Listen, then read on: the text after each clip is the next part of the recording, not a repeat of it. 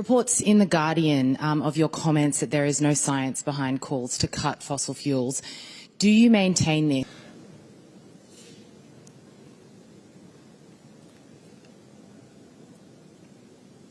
I honestly think that there is some confusion out there, and misrepresentation and misinterpretation.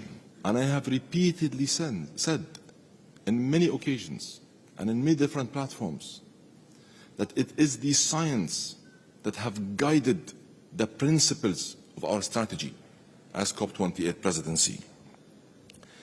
And I've been very crystal clear about that, and I hope that this time I am clearer in getting this message across. Let me say from the outset that everything this presidency has been working on, continues to work on, is focused on and centered around the science. But one statement taken out of context with misrepresentation and misinterpretation that gets maximum coverage.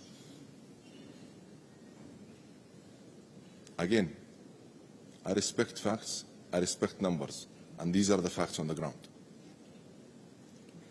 Unfortunately, the attempts to undermine the message that we keep repeating when it comes to how much we respect the science and how we ensured that the science is what dictates our strategy for our strategic imperatives and the objectives we want to deliver at COP28. This industry is way more effective at capturing politicians than they are at capturing emissions.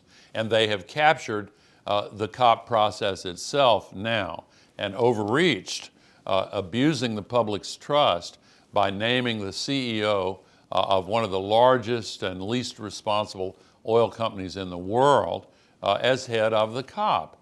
It's an abuse of the public's right to have confidence in the processes by which the decisions about humanity's future are made. He should not be taken seriously. He's protecting his profits and placing them in a higher priority than the survival of human civilization. The number one challenge to solve the climate crisis, which is phasing out fossil fuels.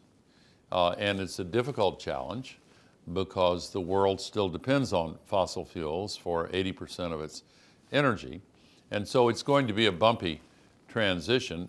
However, now we have this nearly miraculous cost reduction curve in solar electricity, wind electricity, electric vehicles, batteries.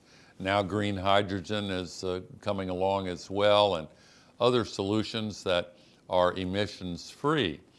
And because the danger facing humanity is so grave, we can say very simply that there is a test, a simple test, of whether this COP will be a success or a failure. If there is an agreement to phase out fossil fuels, it will be a success. If there's not, it will be a failure.